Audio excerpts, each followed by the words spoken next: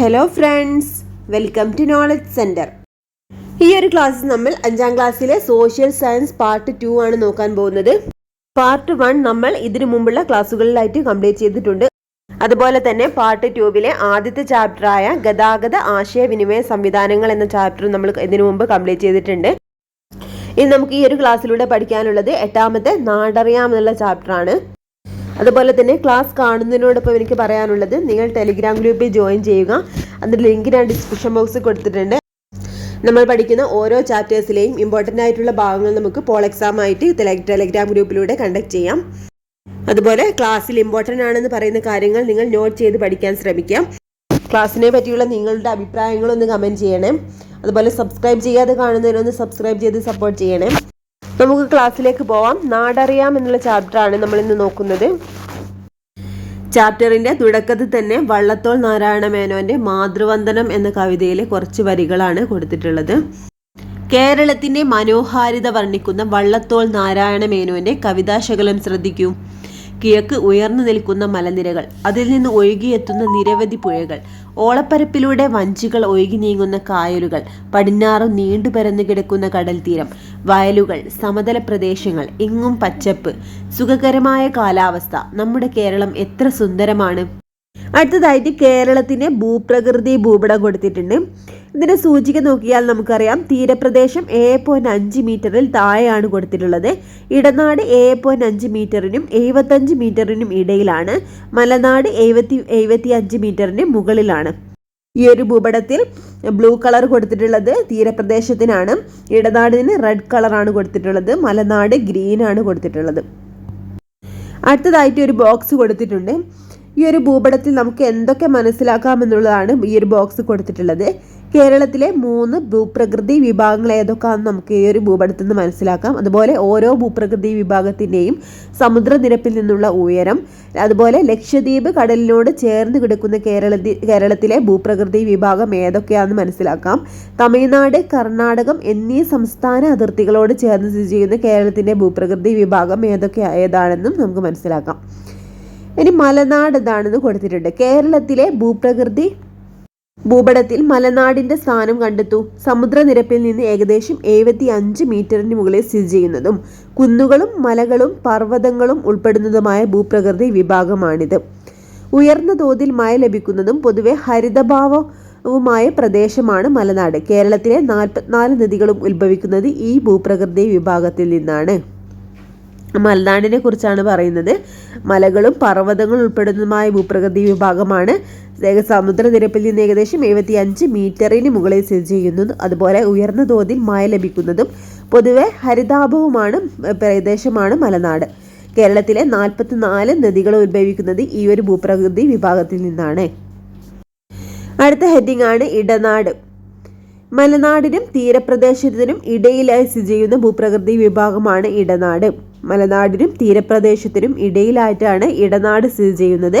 സമുദ്രനിരപ്പിൽ നിന്ന് 7.5 മീറ്റർ മുതൽ 75 മീറ്റർ വരെയാണ് ഈ ഒരു ഭൂപ്രദേശത്തിൻ്റെ ഉയരം. ചെറുകുന്നുകളും താഴ്വരകളും നദീതടങ്ങളുമൊക്കെയാണ് ഈ ഇടനാടിൻ്റെ സവിശേഷതകൾ. അപ്പോൾ 7.5 മീറ്റർ മുതൽ 75 മീറ്റർ വരെയാണ് ഈ ഒരു പ്രദേശത്തിൻ്റെ ഉയരം. അതുപോലെ തീരപ്രദേശത്തിനും മലനാടിനും ഇടയിലാണ് സ്ഥിതി ചെയ്യുന്നത്. അതുപോലെ ചെറുകുന്നുകളും താഴ്വരകളും നദീതടങ്ങളുമൊക്കെയാണ് ഇടനാടിൻ്റെ സവിശേഷതകൾ. ഇനി തീരപ്രദേശം എന്താന്ന് കൊടുത്തിട്ടുണ്ട്. ലക്ഷദ്വീപ് കടലിനോട് ചേർന്ന് കിടക്കുന്ന ഭൂപ്രകൃതി വിഭാഗമാണിത്. കടൽ തീരത്തോട് അടുത്ത് സ്ഥിതി ചെയ്യുന്ന ഈ പ്രദേശത്തിന് സമുദ്രനിരപ്പിൽ നിന്ന് 7.5 മീറ്റർ വരെയാണ് ഉയരമുള്ളത്. അപ്പോൾ തീരപ്രദേശത്തിന് ഉയരം 7.5 മീറ്റർ ആണ് കൊടുത്തിട്ടുള്ളത്. ലക്ഷദ്വീപ് കടലിനോട് ചേർന്ന് കിടക്കുന്ന ഭൂപ്രകൃതി വിഭാഗമാണ് നമ്മുടെ കേരളത്തിൻ്റെ തീരപ്രദേശം. അടുത്തൊരു മെയിൻ ഹെഡിങ് ആണ് കേരളത്തിൻ്റെ കാലാവസ്ഥ. ധാരാളം മഴ ലഭിക്കുന്ന നാടാണ് കേരളം. കേരളത്തിൻ്റെ പ്രധാനമായും 2 മഴക്കാലങ്ങളാണുള്ളത്. തെക്കു പടിഞ്ഞാറൻ മൺസൂൺ കാലം അഥവാ കാലവർഷം. ഇത് ഇമ്പോർട്ടൻ്റ് ആണ് കേട്ടോ. തെക്കു പടിഞ്ഞാറൻ മൺസൂൺ കാലം അഥവാ കാലവർഷം, വടക്കു കിഴക്കൻ മൺസൂൺ കാലം അഥവാ തുലാവർഷം. ഈ പ്രധാനമായിട്ടും ഈ 2 മഴക്കാലങ്ങളാണ് നമ്മുടെ കേരളത്തിലുള്ളത്. ഒന്നുകൂടി നോക്കാം. തെക്കു പടിഞ്ഞാറൻ മൺസൂൺ കാലം അഥവാ കാലവർഷം, വടക്കു കിഴക്കൻ മൺസൂൺ കാലം തുലാവർഷം, കേരളത്തിൽ ലഭിക്കുന്ന മഴയുടെ ഭൂരിഭാഗവും തെക്കു പടിഞ്ഞാറൻ മൺസൂൺ കാലത്താണ്. അപ്പോൾ തെക്കു പടിഞ്ഞാറൻ മൺസൂൺ കാലം അല്ലെങ്കിൽ കാലവർഷത്തിലാണ് കേരളത്തിൽ ഏറ്റവും കൂടുതൽ മഴ ലഭിക്കുന്നത്. കേരളത്തിലെ വേനൽക്കാലം മാർച്ച് മുതൽ മെയ് വരെയാണ്.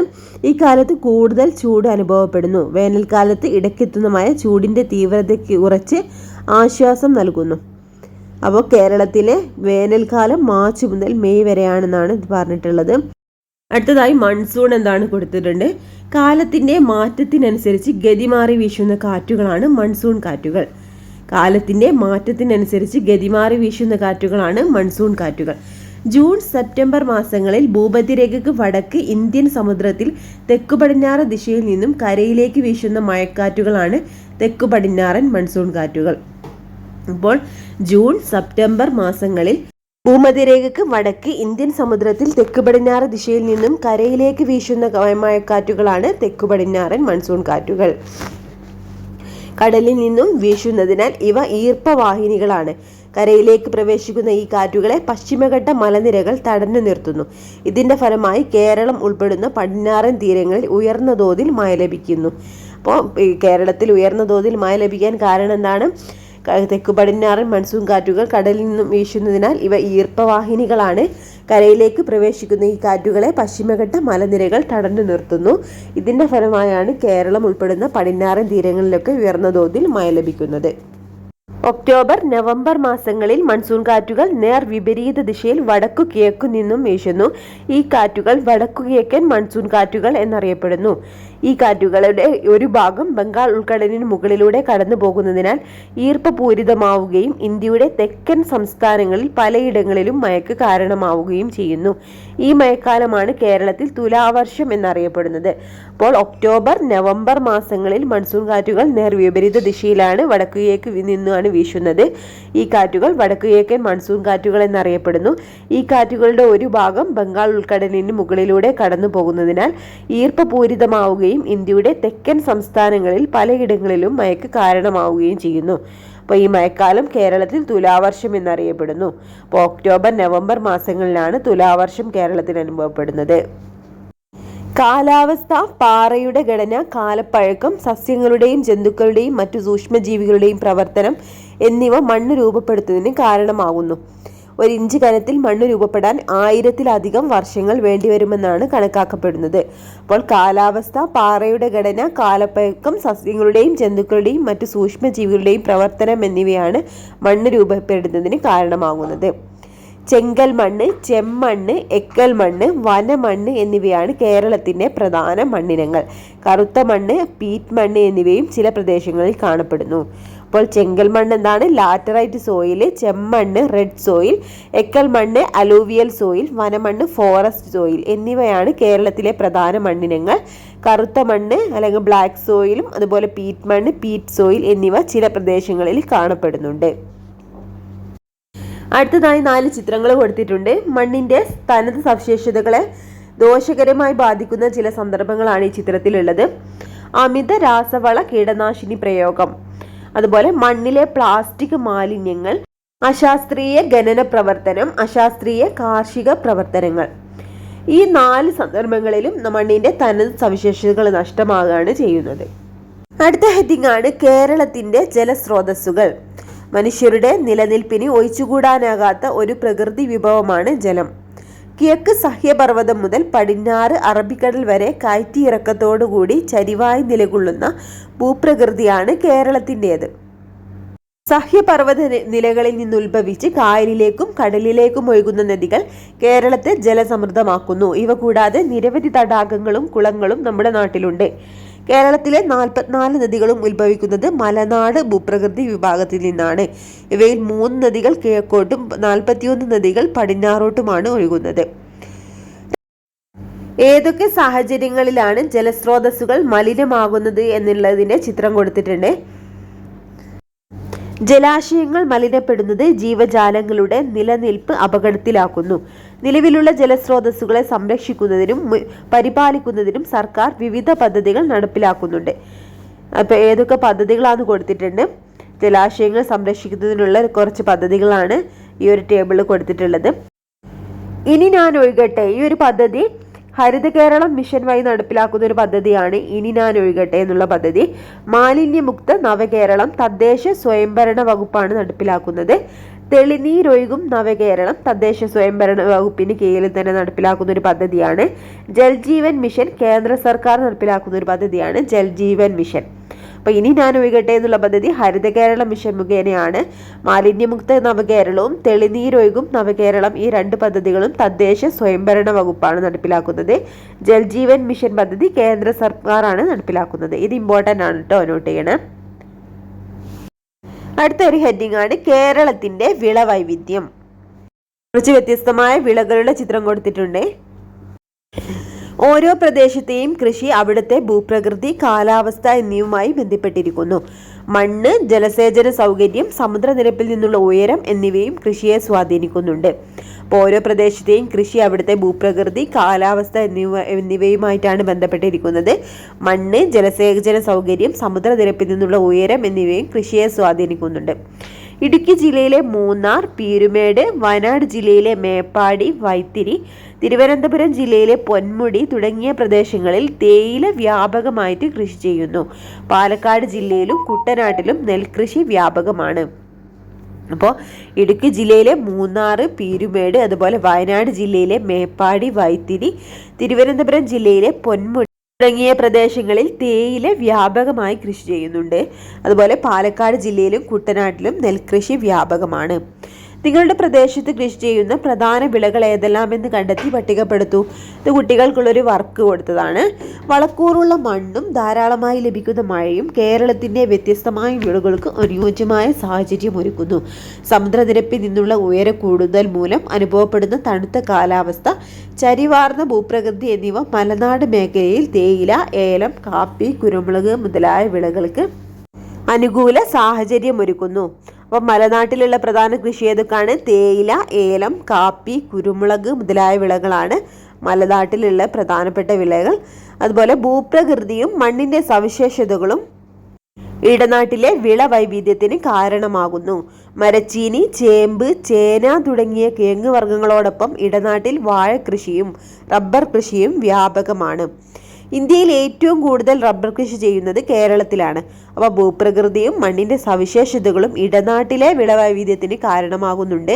മരച്ചീനി, ചേമ്പ്, ചേന തുടങ്ങിയ കിഴങ്ങ് വർഗ്ഗങ്ങളോടൊപ്പം ഇടനാട്ടിൽ വാഴ കൃഷിയും റബ്ബർ കൃഷിയും വ്യാപകമാണ്. അപ്പോൾ മരച്ചീനി, ചേമ്പ്, ചേന, കിഴങ്ങ് വർഗ്ഗങ്ങൾ, അതുപോലെ വാഴ കൃഷി, റബ്ബർ കൃഷി ഇതൊക്കെ ഏതാണ്? ഇടനാട്ടിലാണുള്ളത്. അതുപോലെ ഇന്ത്യയിലെ ഏറ്റവും കൂടുതൽ റബ്ബർ കൃഷി ചെയ്യുന്നത് കേരളത്തിലാണ്. തീരപ്രദേശത്തെ എക്കൽ മണ്ണിന്റെ സാന്നിധ്യം നെൽകൃഷിക്ക് അനുയോജ്യമാണ്. തെങ്ങ് സമൃദ്ധമായി വളരുന്നതിന് ഇവിടുത്തെ ഉപ്പുരസമുള്ള മണ്ണ് സഹായകമാണ്. കായലുകൾ മത്സ്യകൃഷിക്ക് ഉപയോഗിക്കുന്നുണ്ട്.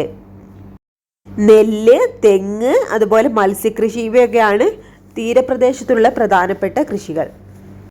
ഓരോ ഭൂപ്രകൃതി വിഭാഗത്തിലുമുള്ള മണ്ണ്, നിലനിൽക്കുന്ന കാലാവസ്ഥ, ലഭിക്കുന്ന മഴ എന്നിവയ്ക്കനുസൃതമായാണ് അവിടുത്തെ കൃഷി രൂപപ്പെട്ടിട്ടുള്ളത്. കേരളത്തിലെ പല ആഘോഷങ്ങളും കാലാവസ്ഥയും ഭൂപ്രകൃതിയുമായി ഏറെ ബന്ധമുള്ളവയാണ്. ഓണം ഒരു വിളവെടുപ്പ് ഉത്സവമാണെന്നറിയാമോ? അതുപോലെ വിഷുവിനും വിളവെടുപ്പുമായാണ് ബന്ധം. മഴക്കാലത്തിനു ശേഷം കേരളത്തിലെ ജലാശയങ്ങളിൽ നടക്കുന്ന വള്ളംകളി മത്സരങ്ങൾ, വയലുകളിൽ നടക്കുന്ന കാളപ്പൂട്ട് മത്സരങ്ങൾ എന്നിവ കാലാവസ്ഥയും ഭൂപ്രകൃതിയുമായി ബന്ധപ്പെട്ട ആഘോഷങ്ങൾക്ക് ഉദാഹരണങ്ങളാണ്. അപ്പോൾ എന്താണ് ഇവിടെ പറഞ്ഞിട്ടുള്ളത്? കേരളത്തിലെ പല ആഘോഷങ്ങളും കാലാവസ്ഥയും ഭൂപ്രകൃതിയുമായി ഏറെ ബന്ധമുള്ളവയാണ്. ഓണവും വിഷുവുമൊക്കെ എന്നാണ് വിളവെടുപ്പ് ഉത്സവമാണ്. അതുപോലെ മഴക്കാലത്തിന് ശേഷം കേരളത്തിലെ ജലാശയങ്ങളിൽ നടക്കുന്ന വള്ളംകളി മത്സരങ്ങൾ, വയലുകളിൽ നടക്കുന്ന കാളപ്പൂട്ട് മത്സരങ്ങൾ എന്നിവയൊക്കെ കാലാവസ്ഥയും ഭൂപ്രകൃതിയുമായി ബന്ധപ്പെട്ട ആഘോഷങ്ങൾക്ക് ഉദാഹരണങ്ങളാണ്. അടുത്ത ഹെഡിങ് ആണ് കേരളത്തിന്റെ തൊഴിൽ വൈവിധ്യം. ജനജീവിതം മെച്ചപ്പെടുത്തുന്നതിന് കാർഷിക രംഗത്തെ പുരോഗതിയോടൊപ്പം പ്രധാനമാണ് മറ്റു തൊഴിൽ മേഖലകളിലെ പുരോഗതിയും. ഒരു പ്രദേശത്തെ ജനങ്ങളുടെ പുരോഗതി നിർണ്ണയിക്കുന്നതിൽ അവിടുത്തെ പ്രകൃതി വിഭവങ്ങൾക്കും മനുഷ്യവിഭവ ശേഷിക്കും പങ്കുണ്ട്. ഓരോ പ്രദേശത്തെയും ഭൂപ്രകൃതിക്കും കാലാവസ്ഥയ്ക്കും അനുഗുണമായാണ് അവിടുത്തെ തൊഴിൽ സംസ്കാരം രൂപപ്പെട്ടിട്ടുള്ളത്. കായലോരങ്ങളിലെ തൊണ്ടുതല്ലലും കയർ വിരിക്കലും കുട്ടനാട്ടിലെ നെൽകൃഷിയും താറാവ് വളർത്തലും ഇതിന് ഉദാഹരണങ്ങളാണ്. തൊഴിലും ഭൂപ്രകൃതിയും എന്നുള്ള ഒരു ചിത്രം കൊടുത്തിട്ടുണ്ട്. കേരളവും പ്രകൃതി ദുരന്തങ്ങളും. കേരളത്തിന്റെ പ്രകൃതി ഭംഗിയും അനുകൂലമായ കാലാവസ്ഥയും ജനജീവിതം സുഗമമാക്കുന്നുവെന്ന് നാം കണ്ടല്ലോ. എന്നാൽ ചില സന്ദർഭങ്ങളിൽ പ്രകൃതി ദുരന്തങ്ങളും പ്രകൃതിക്ഷോഭങ്ങളും ഉണ്ടാകാറുണ്ട്. പരിസ്ഥിതി ദുർബല പ്രദേശങ്ങൾ ധാരാളമുള്ള ഭൂപ്രകൃതിയാണ് കേരളത്തിനുള്ളത്. മനുഷ്യരുടെ ഇടപെടൽ മൂലമുണ്ടാകുന്ന പ്രതിസന്ധികൾ കൂടാതെ ചില പ്രകൃതി ദുരന്തങ്ങളും ജീവലോകത്തെ ഹാനികരമായി ബാധിക്കുന്നു. പ്രകൃതി ദുരന്തത്തിന്റെ ചിത്രം കൊടുത്തിട്ടുണ്ട്. ഉരുൾപൊട്ടലിന്റെ ഒക്കെ അതുപോലെ വെള്ളപ്പൊക്കത്തിൻ്റെ ഒക്കെ ചിത്രമാണ് കൊടുത്തിട്ടുള്ളത്. ജീവനും സ്വത്തിനും പരിസ്ഥിതിക്കും അപായകരമായി പ്രകൃതി പ്രതിഭാസങ്ങളാണ് പ്രകൃതി ദുരന്തങ്ങൾ. ഇത്തരം പ്രകൃതി ദുരന്തങ്ങൾ മനുഷ്യരെയും മറ്റ് ജീവജാലങ്ങളെയും പ്രതികൂലമായി ബാധിക്കുന്നു. 2004 സുനാമി കേരളത്തിൽ വലിയ കെടുതികൾക്ക് കാരണമായി. 2019 കവളപ്പാറ ഉരുൾപൊട്ടലിന്റെ ചിത്രം കൊടുത്തിട്ടുണ്ട്. അതുപോലെ തന്നെ 2020 പെട്ടിമുടി ഉരുൾപൊട്ടലിന്റെയും ചിത്രമാണ് കൊടുത്തിട്ടുള്ളത്. 2018 കേരളത്തിലുണ്ടായ വലിയ പ്രളയം, 2019 കവളപ്പാറയിലും 2020 പെട്ടിമുടിയിലുമുണ്ടായ ഉരുൾപൊട്ടലുകൾ എന്നിവ അതത് പ്രദേശങ്ങളിലെ ജനജീവിതം ദുസ്സഹമാക്കിയിരുന്നു. ദുരന്ത നിവാരണവും ലഘൂകരണവും. 2018 പ്രളയത്തെ കേരളം എങ്ങനെയാണ് നേരിട്ടതെന്ന് സൂചിപ്പിക്കുന്ന വാർത്താ കൊളാഷാണ് നൽകിയിട്ടുള്ളത്. ദുരിതാശ്വാസ രക്ഷാപ്രവർത്തനങ്ങൾക്കായി കേരളം ഒന്നിച്ചു. സർക്കാരിൻ്റെ വിവിധ വകുപ്പുകൾ, സന്നദ്ധ സംഘടനകൾ എന്നിവയും യുവജനങ്ങൾ, വ്യാപാരികൾ, മത്സ്യത്തൊഴിലാളികൾ എന്നിവരും ഒത്തൊരുമയോടെ പ്രവർത്തിച്ചതിൻ്റെ ഫലമായി ഈ വലിയ പ്രകൃതി ദുരന്തത്തിൻ്റെ തീവ്രത കുറയ്ക്കുവാൻ സാധിച്ചു. അടുത്തതൊരു ബോക്സ് കൊടുത്തിട്ടുണ്ട്. ദുരന്ത നിവാരണത്തിനും ലഘൂകരണത്തിനുമായി എന്തൊക്കെ മുന്നൊരുക്കങ്ങൾ നടത്താം? മുന്നൊരുക്കങ്ങളാണ് ദുരന്തപൂർവ്വ നിവാരണ പ്രവർത്തനമായിട്ട് കൊടുത്തിട്ടുള്ളത്. ആധുനിക സാങ്കേതിക വിദ്യയുടെ സഹായത്തോടെ ചില ദുരന്തങ്ങൾ മുൻകൂട്ടി അറിയുക. ദുരന്ത സാധ്യതാ മേഖലകളിൽ മുന്നറിയിപ്പുകൾ നൽകി ബോധവൽക്കരണത്തിനും ജനങ്ങളെ മാറ്റിപ്പാർപ്പിക്കുന്നതിനുള്ള നടപടികൾ സ്വീകരിക്കുക. ഇനി ദുരന്ത സമയത്തെ രക്ഷാപ്രവർത്തനത്തിന് ആവശ്യമായ സംവിധാനം ഒരുക്കുക. ദുരിതാശ്വാസ ക്യാമ്പുകൾ സ്ഥാപിച്ച് ഭക്ഷണം, വസ്ത്രം, താമസ സൗകര്യം, ചികിത്സ എന്നിവ ലഭ്യമാക്കുന്നതിനുള്ള ആസൂത്രണം നടത്തുക. ഇനി ദുരന്താനന്തര പ്രവർത്തനം, ദുരന്തബാധിതരെ പുനരധിവസിപ്പിക്കുക. ഭാവിയിൽ ഉണ്ടാകാൻ സാധ്യതയുള്ള ദുരന്ത സാഹചര്യങ്ങളെ പ്രതിരോധിക്കുന്നതിനുള്ള നടപടികൾ സ്വീകരിക്കുക. ഇത്രയാണ് മുന്നൊരുക്കങ്ങളായിട്ട് കൊടുത്തിട്ടുള്ളത്. അടുത്തത് പ്രകൃതി ദുരന്തങ്ങളുടെ നിവാരണത്തിനും ലഘൂകരണത്തിനുമായി പ്രവർത്തിക്കുന്ന സർക്കാർ വകുപ്പുകളും സംവിധാനങ്ങളുമാണ് ഇവിടെ തന്നിട്ടുള്ളത്. കേരള റവന്യൂ ദുരന്ത നിവാരണ വകുപ്പ്, സംസ്ഥാന ദുരന്ത നിവാരണ അതോറിറ്റി, ജില്ലാ ദുരന്ത നിവാരണ അതോറിറ്റി, ദുരന്ത സാധ്യത അപഗ്രഥന cell, land and disaster management institute. ഇത്രയാണ് പ്രകൃതി ദുരന്തങ്ങളുടെ നിവാരണത്തിനും ലഘൂകരണത്തിനുമായി പ്രവർത്തിക്കുന്ന സർക്കാർ വകുപ്പുകളും സംവിധാനങ്ങളും. ഏതൊക്കെയാണ്? കേരള റവന്യൂ ദുരന്ത നിവാരണ വകുപ്പ്, സംസ്ഥാന ദുരന്ത നിവാരണ അതോറിറ്റി, ജില്ലാ ദുരന്ത നിവാരണ അതോറിറ്റി, ദുരന്ത സാധ്യത അപഗ്രഥന cell, land and disaster management institute. ഇനി ഈ ചാപ്റ്ററിൻ്റെ ലാസ്റ്റ് ഭാഗത്ത് കൊടുത്തിട്ടുള്ളതാണ് നാം വസിക്കുന്ന ഭൂപ്രദേശത്തെ വൈവിധ്യവും മണ്ണും ജലവും കാലാവസ്ഥയും വിളകളും നമ്മുടെ ജീവിതത്തെ എങ്ങനെയെല്ലാം സ്വാധീനിക്കുന്നുവെന്ന് തിരിച്ചറിഞ്ഞില്ലേ?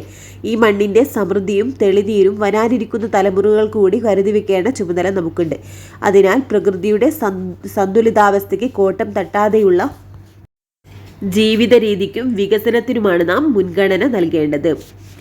ഇത്രയുമാണ് ഈ ഒരു ചാപ്റ്ററിലുള്ളത്.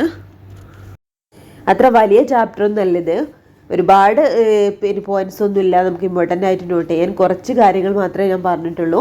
ആ ഒരു കാര്യങ്ങൾ നിങ്ങൾ നോട്ട് ചെയ്ത് പഠിക്കുക. അതുപോലെ ടെലഗ്രാം ഗ്രൂപ്പിൽ ജോയിൻ ചെയ്ത് ഓരോ ചാപ്റ്റേഴ്സിനെയും ബേസ് ചെയ്തിട്ടുള്ള എക്സാമും അറ്റൻഡ് ചെയ്യാൻ ശ്രമിക്കുക. അതുപോലെ തന്നെ നിങ്ങൾക്ക് ഈ ക്ലാസ് ഇഷ്ടപ്പെടുകയാണെങ്കിൽ ഒന്ന് ലൈക്ക് ചെയ്യാനും അതുപോലെ തന്നെ നിങ്ങളുടെ ഫ്രണ്ട്സിനൊന്ന് ഷെയർ ചെയ്യാനും മറക്കരുത്. നിങ്ങളുടെ അഭിപ്രായങ്ങളൊന്ന് കമൻറ്റ് ചെയ്യണേ. Okay friends, thank you.